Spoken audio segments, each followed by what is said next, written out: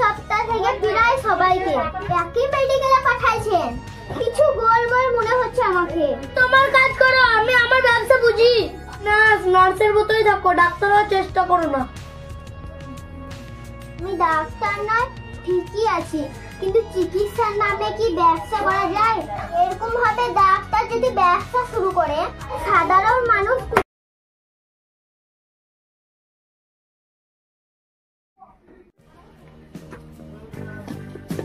মন্টু কেমন আছো? আজ সকালে মুখ দিয়ে আসনি নাকি? না ডাক্তার বাবু, সকালে উঠেই ভাবলাম যতক্ষণে আপনার কমিশন আসবে ততক্ষণে আমার মুখটা উজ্জ্বল। হ্যাঁ ঠিক বলেছো মন্টু। তুমি তো জানো আমি চিকিৎসা করি না, ব্যবসা করি। আর আমার ব্যবসার নামই তো হলো চিকিৎসা। ডাক্তার বাবু আপনার একদমই খাঁটি কথা।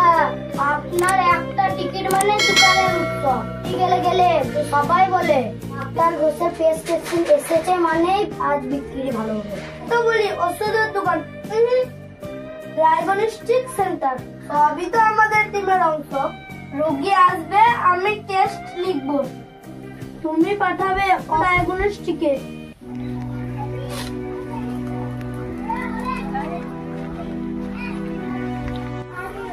বাবা আর কত দূরে? মা একটু ধীরে হাঁটো, কাছেই ডাক্তারখানা। মা সবাই বলে তুমি ভালো ডাক্তার। ওই তো ডাক্তারখানা এসে গেছি। জানি না বাবা, আমার চিকিৎসাটা করলেই হলো। ভালো করে উঠো, পড়ে যেও না।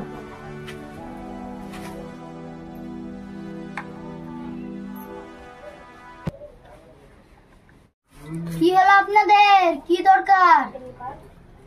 কাশি, মাথা ব্যথা, না পেটে ব্যথা, না টাকার দরকার?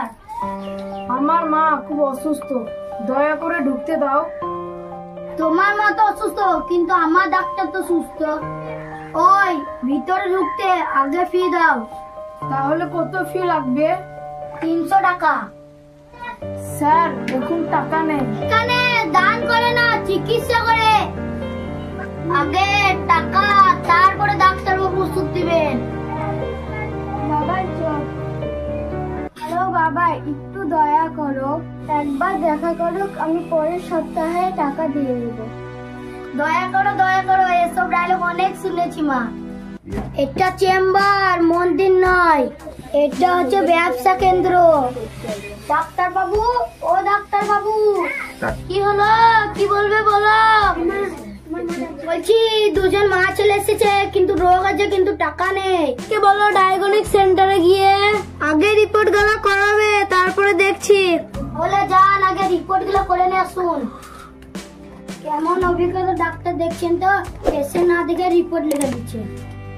যান, তাদের নসিব ভালো, এই ডাক্তারে দেখানো চান্স পেয়েছেন। তাহলে যাই, দেখে আসি।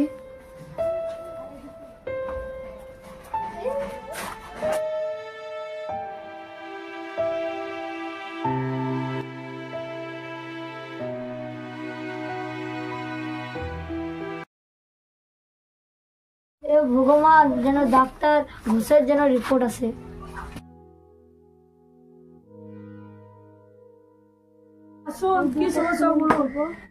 ডাক্তার ঘোষ এই রিপোর্ট গুলো পাঠিয়েছে।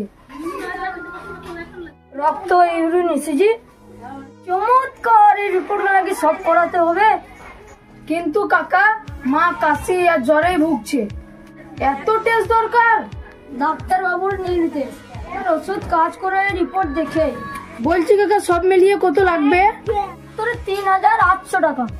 আমার কাছে অত টাকা নাই কাকা। তাহলে রোগও সারবে না, ডাক্তারও দেখবে না। দুনিয়াতে ফ্রি কিছু নাই, এমন কি শ্বাস নিতে পয়সা লাগে। আমাদের কাছে অত টাকা নেই, তাহলে আমরা আসছি। মা আমি আর পড়বো না, দিন না তুমি সুস্থ হবা ততদিন আমি বই হাত দেবো না। না বাবা, কি করবি? এই সমাজের শিক্ষা একমাত্র শক্তি। তারা যদি শিক্ষাকে ব্যবসা বানায়, তাহলে তুই মানুষ হবি আর মানুষকেও বাঁচাবি।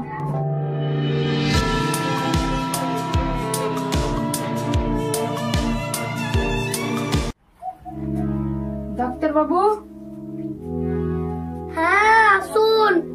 ডাক্তার বাবু, রিপোর্ট নিয়ে এলাম, কিন্তু টাকা ধার করে।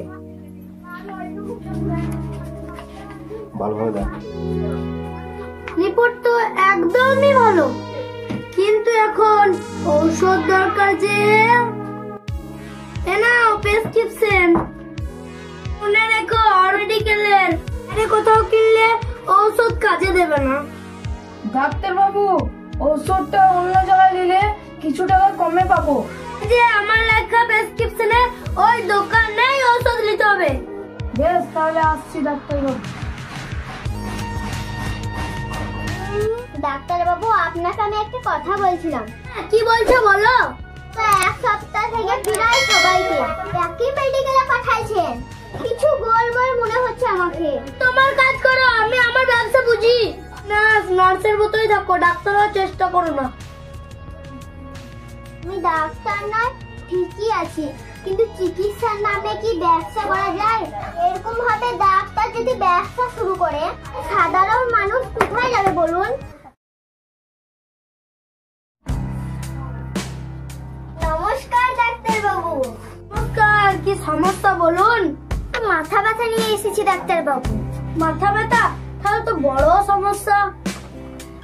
এই নিন, 6টা টেস্ট করতে হবে। ব্লাড, এক্সরে, ইসিজি আর সিটি স্ক্যানটা তো করতেই হবে। এই সামান্য মাথা ব্যথা নিয়ে এত টেস্ট? চিকিৎসা শুধু টেস্ট চলে, ঠিকই করলে ভালো রিপোর্ট পাবে। কিভাবে একজন ডাক্তার মানুষকে নিজের কাজে ফাঁসিয়ে টাকার যন্ত্র বানাচ্ছে? যদি ব্যবসা শুরু করে, তাহলে সাধারণ মানুষ কিভাবে ভরসা করে ডাক্তারের কাছে যাবে? কি ধরা সম্ভব ছিল না। যখনই আমি তার কাছে সাধারণ পেশেন্ট সেজে গেলাম, তখনই তার চরিত্র ধরা গেল। বাবু, আপনার লজ্জা লাগে না? বিপদে পড়ে তো আপনাদের কাছে আসে। বিপদের সময় আপনারা কমিশন দেখেন। স্যার, আপনাকে তো আমি বলেছিলাম একটু কম টেস্ট লিখুন। আপনি তো বলেছিলেন টেস্ট কম লিখলে পয়সা কম পাবো। চুপ করো তুমি। না ডাক্তার বাবু, আজ আমি চুপ থাকবো না। আপনি চিকিৎসা নামে ব্যবসা করছেন। মানুষ আপনার কাছে ঈশ্বর ভেবে আসতো, আপনি টাকার লোভে দানব হয়ে গেছেন। ডাক্তার ছিলাম, মানুষ ছিলাম না। টাকার লোভে আজ আমার বিবেকটাই নষ্ট হয়ে গেছিল। আমাকে আপনারা ক্ষমা করে দেন। কম ভুল আর দ্বিতীয়বার হবে না। আমার মতন ভুল কাউকে করবেন না। আর ভিডিওটা ভালো লাগলে লাইক, কমেন্ট, শেয়ার এবং সাবস্ক্রাইব করতে ভুলবেন না।